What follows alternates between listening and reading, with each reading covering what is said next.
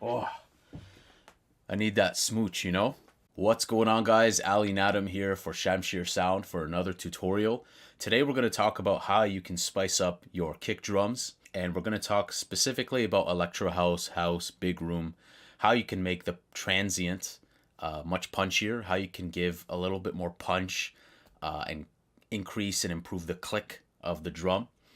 And we're going to talk about some different characteristics, different methods you guys can do. Some simpler, others harder.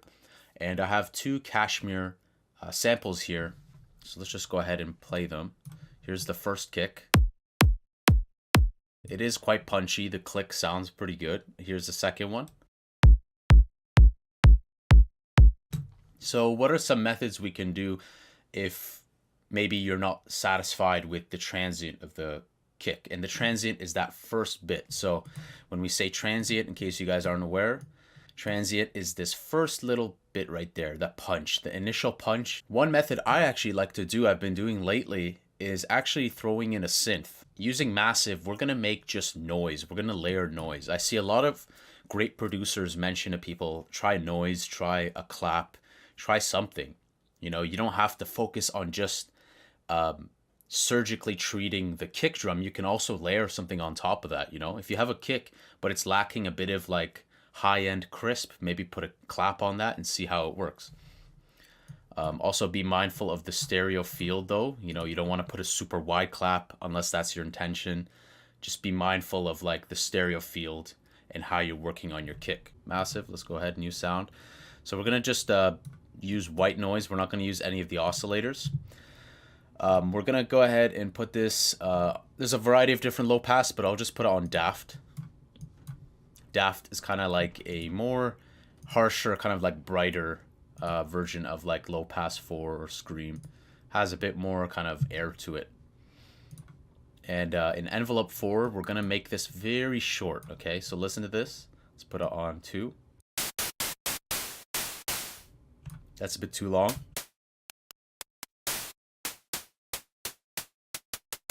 So when you reduce that decay, it almost becomes like a closed hat. And that's the point, is that we want it to be like that. Let's go in the voicing, switch it to mono, and also let's do trigger 0 reset, and that's going to make sure that it just keeps triggering that volume envelope, eliminate any chance of you like overlapping that sound. Because we're working with white noise, it doesn't really matter what key we use. It's all going to be the same, but I like to just use the C5. Now let's listen to just the kick, and we'll bring in the other one.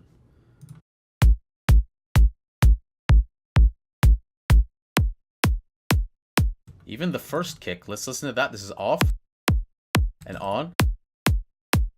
Right? And it sounds like seamless almost. And the great thing is that what I like to do, let's clear this, we're not using vibrato. What I like to do is assign like a macro control, more for like precision. Just call this decay. And obviously going a bit far is going to end up sounding like a clap.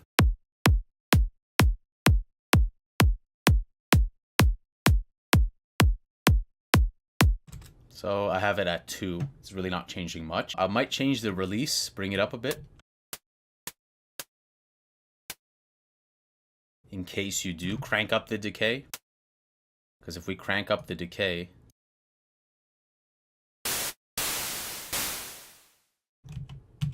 if you wanted to do that, somehow maybe make like a transient booster, but then also like make it as if it's a clap, maybe later on in the bars of your track, you could do that. I've been thinking about doing something like that. But what we have here overall is just a white noise that's mono. It's triggering 0 reset, and it's just giving a little bit of boost in the initial. And we might not even have to EQ that, but let's take a look at the frequencies. Keep in mind, we're going to get some subsonic frequencies that we don't necessarily want. So let's go ahead and clean that up.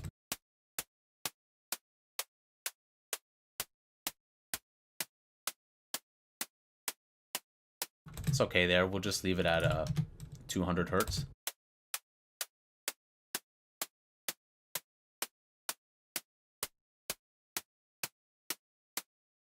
We don't want it to clean up too much. I could probably leave it around 150 because we don't want to take away from the punch. I just want to take away some of that sub frequency. So here is again the first kick, just the kick.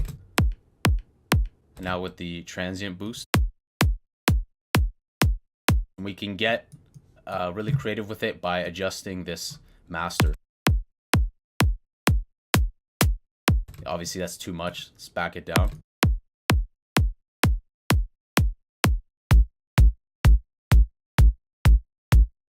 And this is where it's kind of like a per application kind of thing. I don't really like the kick, the second kick. So it sounds so like wobbly. So let's just eliminate that. We're going to focus on this first kick. This first kick sounds good. And this goes back to my tip. Nicky Romero says it all the time. Be very careful with sample selection.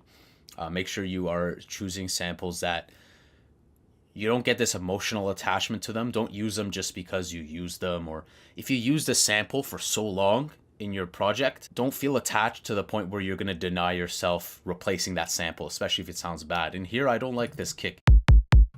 I mean, there's definitely a use for it, but in this situation, we're going to stick with this D sharp kick. So it sounds good. It gives it this nice little air.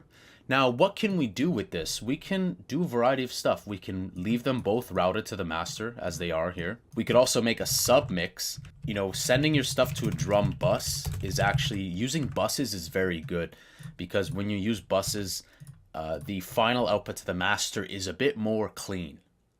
And it will change it for better or for worse. But when you have things contained in a bus, sometimes it can give you a better result. So, but we just have to be mindful if this kick was much louder, like, and I've had it where it's at 0 dB or minus 0.1, it's going to be a bit tougher.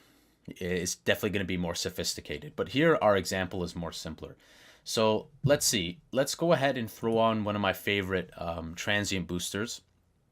So if you guys want to do a method that's without white noise at all, Transient Master by Native Instruments is a really simple plugin. I really love this. You have 3 knobs, the gain knob, attack, and sustain. So let's disable the noise. The attack improves the transient. The attack is much more punchier. You can double click to reset. And the sustain is going to increase the sustain. So if you have a big room kick or a kick, it's going to make that sustain more amplified. So that's drastic. Obviously that's bad, but what that's doing is just increasing that sustain. If you put it in the opposite direction, it's going to make your kick technically more punchier. I wouldn't really use the word punchier, but it's going to reduce the decay.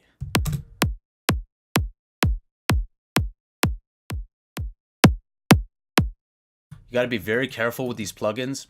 The way I like to use these plugins is use them very subtle. Like, go ahead and increase them, see what that drastic result is doing, and work into it. So if I worked into this, I would go like this. Even that 6%, it's good. I'm starting to hear it kick in, and I'm going to leave it there. There is this smooth button. So there's a hard limiter. There is the smooth button. It slightly changes the characteristic of your kick, so experiment with that. Let's bring back the noise. What we can do with the noise is we'll throw on a fruity balance and just find that sweet spot.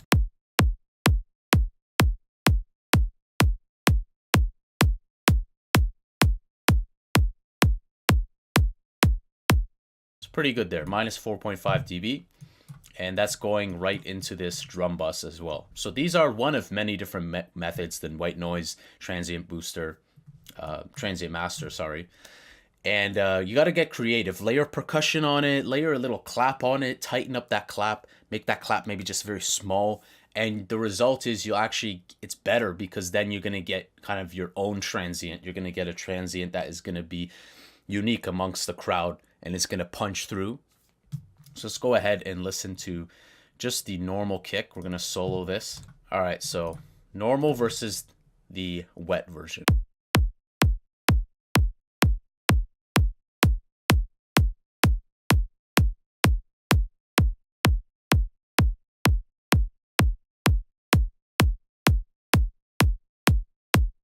Now, some might say, okay, it sounds worse, this, that. But again, this is going to be something you got to really fine tune. With transients, you can't just kind of like set it and forget it with the, especially when you're doing this method, the white noise.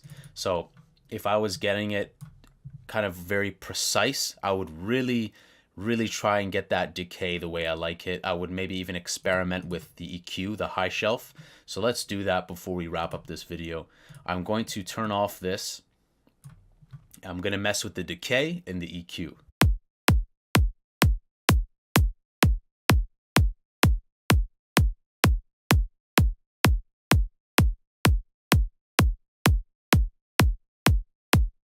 So we just boosted the high and we reduced the low as well.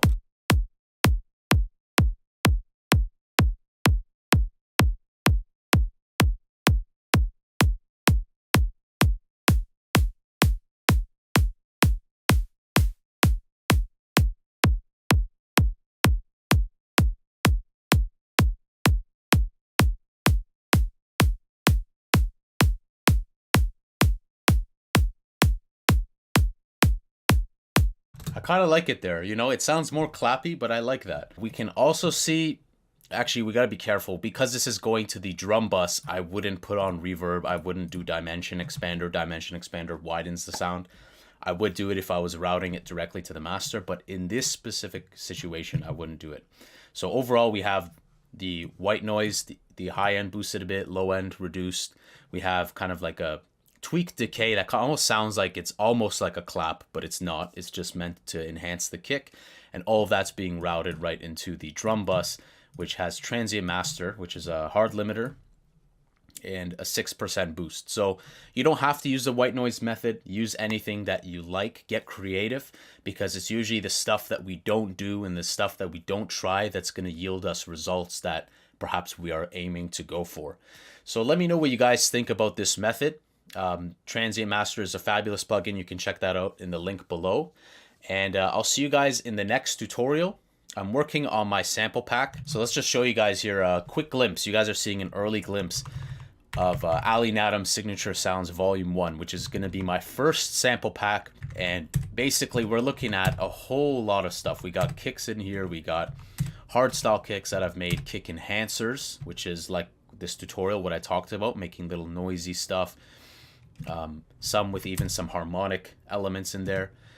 We have all types of loops. We have effects loops, risers, organic stuff, white noise, demonic stuff, live instruments. I'm going to be giving out a whole bunch of massive patches, and these are all from my Signature Sounds too, and they're all going to be accessible to you guys. I'm going to also give a bunch of MIDIs. So there's going to be a lot of stuff, and most of the heavy stuff is definitely going to be the basses and the synths, because I love using Native Instruments Massive. And synth design is probably one of my favorite stuff.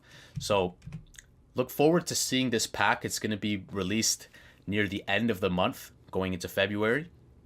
And it's really going to give you the tools you need to just pave a way and paint your creative vision into whatever type of track you want to make. It is targeted mostly towards EDM, mostly towards electro house, big room, but it's also going to have some elements of trap. It does have some trap beats in it. It does have some 808 drums in there. A lot of cool vocal one-shots, a lot of cool vocal loops.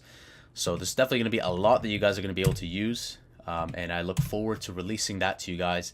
Really got inspired by Kashmir and how much he's given back to the producer community. I mean, what song is there these days that isn't riddled with the Kashmir, sounds of Kashmir 1, 2, or 3 samples? So this is really my thank you to the community, the producer community, and just my yearning for them to be able to take their vision and take it on another level. So look forward to that. It's going to be announced here on Punchier Sound, as well as the main channel, Ali Nadem. And that wraps it up for this video, guys. If you guys like this video, go ahead and smash the like button. Leave me a comment. Let me know what kind of tutorials you guys are looking to see. I know I still got that big room FLP that I got to get out to you guys. I've just been working meticulously on this sample pack. There are a lot of samples in here. If we take a look, almost 2,000 samples. So can't wait to get that in your hands. And stay subscribed. I can't even talk. Stay subscribed, guys. Hit that notification bell so you guys are alerted of my uploads, because YouTube algorithm is in let's just say in the Oblivion sewer, and I'll see you guys in the next video. Take it easy.